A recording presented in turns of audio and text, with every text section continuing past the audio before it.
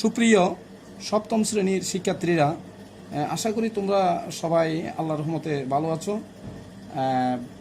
বৈশ্বিক সমস্যার কারণে দীর্ঘদিন তোমাদের ক্লাস নিতে পারি নাই আমি, তোমাদের আবুল কাসেম স্যার। তাই অনলাইনে কৃষি শিক্ষা বিষয়ের সিলেবাস ভিত্তিক কিছু পাঠ তোমাদের সামনে তুলে ধরছি। আশা করি এতে তোমরা বিষয়ভিত্তিক জ্ঞান অর্জন করে উপকৃত হবে। শিক্ষার্থীরা, আশা করি সবাই সুস্থ আছো। আমরা আজকে তোমাদের তৃতীয় অধ্যায়ে, তোমাদের কৃষি শিক্ষা বইয়ের তৃতীয় অধ্যায়ের পাঠ 11 বালাইনাশকের পরিচিতি ও ব্যবহার সম্পর্কে আলোচনা করব। প্রথমে আমরা যাব যে বালাইনাশক জিনিসটা কি। খেয়াল করো সবাই, বালাইনাশক হচ্ছে উদ্ভিদের ক্ষতিকর পোকামাকড় ও রোগব্যাধি দমনের জন্য কীটনাশক ও কলাকৌশল ব্যবহার করা হয়। যে কলাকৌশল ব্যবহার করা হয় তাই হচ্ছে বালাইনাশক। এই বালাইনাশক বিভিন্ন প্রকারের রয়েছে। যেমন 1 নম্বর, তোমাদের দেখো সবাই, তোমরা খেয়াল করতেছ হয়তো, রাসায়নিক বালাইনাশক, 2 অরাসায়নিক বালাইনাশক এবং 3 হচ্ছে জৈব বালাইনাশক। এবার আমরা এগুলো সম্পর্কে আলোচনা করব। রাসায়নিক বালাইনাশক হচ্ছে কলকারখানায় বিভিন্ন রাসায়নিক উপাদান থেকে তৈরি বালাইনাশকই হচ্ছে রাসায়নিক বালাইনাশক। যেমন আমরা কৃষকরা যে জমিতে যে বিভিন্ন কীটনাশক, সার ইত্যাদি ব্যবহার করে, এগুলো রাসায়নিক বালাইনাশকের মধ্যে পড়ে। 2 নম্বর হচ্ছে অরাসায়নিক বালাইনাশক। বিভিন্ন জৈবিক কলাকৌশল ব্যবহার করে তৈরি বালাইনাশককে অরাসায়নিক বালাইনাশক বলে। যেমন ফসলের জাপ পোকা দমনে লেডিবার্গ বিটল পোকার ব্যবহার এই অরাসায়নিক বালাইনাশকের মধ্যে পড়ে। এক্ষেত্রে ফসলের জাপ পোকা দমনে, জাপ পোকা হচ্ছে উপকারী পোকা, জাপ পোকা হচ্ছে অপকারী পোকা এবং লেডিবার্গ বিটল হচ্ছে উপকারী পোকা। এই উপকারী পোকা দিয়ে অপকারী পোকা দমনের যে পদ্ধতি, এটা হচ্ছে কলা কৌশল আমরা ব্যবহার করতেছি তোমার এই পোকাগুলো দিয়ে। এটা হচ্ছে অরাসায়নিক বালাইনাশকের উপায়, রাসায়নিক বালাইনাশকের উদাহরণ। আবার জৈব বালাইনাশক হচ্ছে বিভিন্ন প্রকার উদ্ভিদের রস বা নির্যাস, প্রাণীজ উপাদান থেকে তৈরি বালাইনাশককে জৈব বালাইনাশক বলে। যেমন আমরা আমাদের পরিচিত একটা উদ্ভিদ নিম পাতা, এই নিম পাতার রস বা নির্যাস এটা পোকামাকড় দমনের জন্য ব্যবহার করা হয়। রসুনের রস ও আমাদের কৃষকরা কৃষিক্ষেত্রে পোকামাকড় বা অন্যান্য বিভিন্ন ঔষধি জৈব বালাইনাশক হিসাবে জৈব বালাইনাশকের উপাদান হিসাবে ব্যবহার করতে পারে। এবার আমি এগুলোর ব্যবহার সম্পর্কে বিস্তারিত আলোচনা করছি। যেহেতু রাসায়নিক বালাইনাশক পরিবেশ বান্ধব নয়, তাই আমি তোমাদের অরাসায়নিক ও জৈব বালাইনাশকের ব্যবহার সম্পর্কে এখানে কিছু আলোচনা তুলে ধরছি। তোমরা আশা করি তোমাদের বইয়ের সহায়তা এবং স্যারের এই লেকচার থেকে তোমরা বিষয়টা ভালোভাবে উপলব্ধি করবে। অরাসায়নিক বালাইনাশকের ব্যবহার ফসলের ক্ষেত্রে আলুর ফাঁদ পেতে পোকা দমন। এটা এক্ষেত্রে দেখো নিচের ছবিটা, মানে ওই পিকচারে একটা ছবি দিয়েছে, বাম পাশে যে প্রথম ছবিটা, যে লাইট বা আলো দিয়ে ফসলের ক্ষেত বা আশেপাশে আলো জ্বালিয়ে যদি একটা ট্রাপ বা ফাঁদ সৃষ্টি করা যায়, পোকামাকড় ওখানে গিয়ে পড়ে, তখন কি ওগুলো মারা যায়। এতে কোনো রাসায়নিক পদার্থ ব্যবহার করতে হয়নি, সুতরাং এটা একটা কি অরাসায়নিক বালাইনাশক। এতে কোনো পরিবেশের ক্ষতি হয় না। 2 নম্বর, হাত জাল ব্যবহার করে পোকা দমন করা যায়। নিচের 2 নম্বর ছবিটা দেখো, হাত জাল দিয়ে বিভিন্ন ক্ষতিকর পোকা ক্ষেত থেকে সংগ্রহ করে মেরে ফেলে এই পোকাটা দমন করা যায়। এটা একটা অরাসায়নিক বালাইনাশক। এতে কোনো রাসায়নিক বস্তু বা উপকরণ বা রাসায়নিক কীটনাশক ব্যবহার করতে হয় না। এটা একটা অরাসায়নিক বালাইনাশক।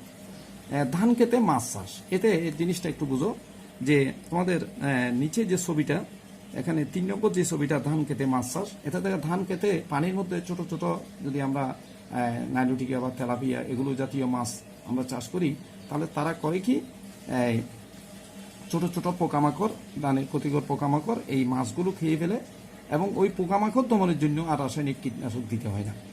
তাই এটা একটা জৈবিক দমনের মধ্যে পড়ে, এবং সেটা অরাসায়নিক বালানাশক হিসেবে আমরা কি ধরে নিতে পারি। এতে পার্শ্ব প্রতিক্রিয়া নেই, এটা পরিবেশ বান্ধব। এরপর ধানের পাতার লালচে রেখা মুক্ত করতে, ধানের পাতার লালচে রেখা মুক্ত করতে আমাদের ছবির ডান পাশের সর্বশেষ ছবিটা দেখো। ধানের পাতার লালচে রেখা মুক্ত করতে হলে ধানের বীজ 54 ডিগ্রি সেন্টিগ্রেড তাপমাত্রায় 15 মিনিট পানিতে ভিজিয়ে রেখে ব্যাকটেরিয়া জনিত বীজবাহিত রোগ দূর করা যায়। এটা বিষয়টা দেখো, আক্রান্ত ধান পাতা তোমাদের ছবির ডান পাশে ওখানে দাগ পড়েছে, এই দাগগুলো লালচে দাগ রোগ। এগুলো মুক্ত করতে হলে এখানে 54 ডিগ্রি সেন্টিগ্রেড তাপমাত্রায় 15 মিনিট পানিতে ভিজিয়ে রাখলে এটা ব্যাকটেরিয়া জনিত রোগ, এই রোগটা দূরীভূত হয়। এতে কোনো রাসায়নিক কীটনাশক দিতে হয় না, এটা অরাসায়নিক বালাইনাশকের পর্যায়ে পড়ে। 5 নম্বর দেখো, একটু আগে বলছি তোমাদেরকে, জাপ পোকা দমনে লেডিবাগ বিটল পোকার ব্যবহার। জাপ পোকা একটা ক্ষতিকর পোকা, এটা লেডিবাগ বিটল পোকা একটা উপকারী পোকা। এটা যদি মানে বৃদ্ধি করা যায়, এটার পরিমাণ বা এটার সংখ্যা বৃদ্ধি করা যায়, তাহলে জাপ পোকা দমন হয় এবং কি ফসলের ক্ষতিকর দিকটা উপশম হয়। এরপর 6 নম্বর দেখো, ফসল সংগ্রহের পর নাড়া পুড়িয়ে ফেলা। কারণ নাড়ার মধ্যে অনেক সময় লুকায়িত অবস্থায় বিভিন্ন পোকামাকড় ইত্যাদি থাকে, পুড়িয়ে ফেললে এটা এদের ধ্বংস হয়ে যায় এগুলো।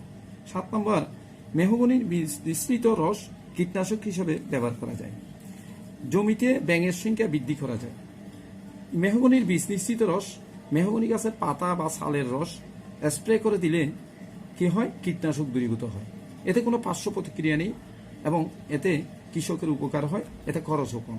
এরপর 8 নম্বর, জমিতে ব্যাঙের সংখ্যা বৃদ্ধি করলে ব্যাঙ বিভিন্ন পোকামাকড় খেয়ে ফেলে এবং ফলে ধানের অপকারী পোকার পরিমাণ কমে যায় এবং ধান, শস্য, নানা শস্য, গম ইত্যাদির উপকার হয়। এই যে স্যার এতক্ষণ পর্যন্ত যে জিনিসগুলো আমি আলোচনা করলাম, এগুলো হচ্ছে অরাসায়নিক বালাইনাশকের ব্যবহার। তোমরা আশা করি বর্ণনা এবং ছবিটা লক্ষ্য করে বিষয়টা ভালো করে আশা করি বুঝতে পেরেছ। এরপর আমরা যাব জৈব বালাইনাশকের ব্যবহার। জৈব বালাইনাশক কি সেটা বলছিলাম। রসুনের রস, 1 নম্বর, রসুনের রস ছত্রাক ও ব্যাকটেরিয়া নাশক হিসেবে ব্যবহার করা হয়। অর্থাৎ উদ্ভিদ বা প্রাণীর থেকে তৈরি বালাইনাশক যেটা, রসুন একটা উদ্ভিদ, রসুনের রস রসুনের রস ছত্রাক এবং ব্যাকটেরিয়া নাশক হিসেবে ব্যবহার করা যায়। এটা একটা জৈব বালাইনাশক। 2 নম্বর হচ্ছে এলামান্ডা একটা গাছের নাম, এলামান্ডা গাছের রস ছত্রাকনাশক হিসেবে ব্যবহার করা যায়। নিমের রস জীবাণুনাশক রূপে ব্যবহার করা যায়, ফলে ফসলের ক্ষেত্রে জীবাণু ধ্বংস হয় এবং রাসায়নিক কীটনাশক প্রয়োগ করতে হয় না। তামাক পাতার রস, এটাকে বিজ্ঞানের ভাষায় নিকোটিন সালফেট বলা হয়, এটা ব্যবহার করে ফসলের কাণ্ড ও পাতার কীটপতঙ্গ দূর করা যায়। এটা মিক্স করে স্প্রে করলে দূরীভূত হয় পোকামাকড়গুলো। বিভিন্ন প্রকার জীবাণু সার ব্যবহার করে ছত্রাক ও ব্যাকটেরিয়া থেকে রেহাই পাওয়া যায়। ছত্রাক ব্যাকটেরিয়া ফসলের উপকার যেমন করে অপকারও করে, যেহেতু অপকারী ভূমিকাটা নিরসন করার জন্য, ফসলের ক্ষেত্রে এদের ক্ষতিকর দিকটা দূরীভূত করার জন্য জৈব বালাইনাশক হিসাবে আমরা কি জীবাণু সার ব্যবহার করতে পারি। এরপর 6 নম্বর, মুরগির পচনকৃত বীজটা ও সরিষার খৈল ব্যবহার করে বিভিন্ন সবজি ফসলের মাটিবাহিত রোগ দূর করা যায়। মাটির থেকে অনেক সময় শাকসবজি ফলমূলে অনেক রোগ সংক্রমিত হয়।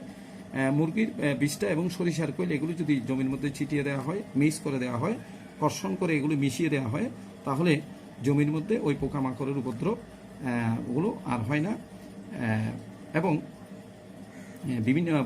বিশেষ করে মাটিবাহিত যে রোগগুলো সেগুলো দমন হয়। তোমরা নিচে দেখেছো রসুন, আমি দেখিয়েছি রসুন এবং নিম পাতা, তামাক পাতার ছবি দিয়েছি, এগুলো সব ঔষধি গুণ সম্পন্ন এবং এগুলো তোমার জৈব বালাইনাশকের উপাদান বা উপকরণ হিসেবে ব্যবহার করা হয়।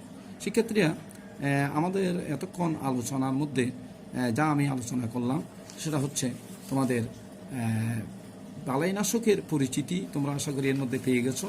বালাইনাশকের প্রকারভেদ তোমরা দেখেছো যে 3 প্রকার বালাইনাশক, রাসায়নিক, অরাসায়নিক এবং জৈব বালাইনাশক। এবার আমরা এগুলোর সংজ্ঞাও দিয়েছি, এগুলোর পরিচিতি অর্জন করেছি এবং এগুলোর ব্যবহার সম্পর্কে আমরা আলোচনা করেছি। এগুলো ব্যবহার করা পরিবেশ বান্ধব এবং এগুলো ফসলের জন্য এবং কৃষকের জন্য খুবই উপকারী। তাই তোমরা বইয়ের সহায়তা নিয়ে স্যারের এই অনলাইন লেকচারটা অনুসরণ করে ভালো করে এগুলো শিখবে। সবাই ভালো থাকো, সুস্থ থাকো। তোমাদের সবাইকে ধন্যবাদ।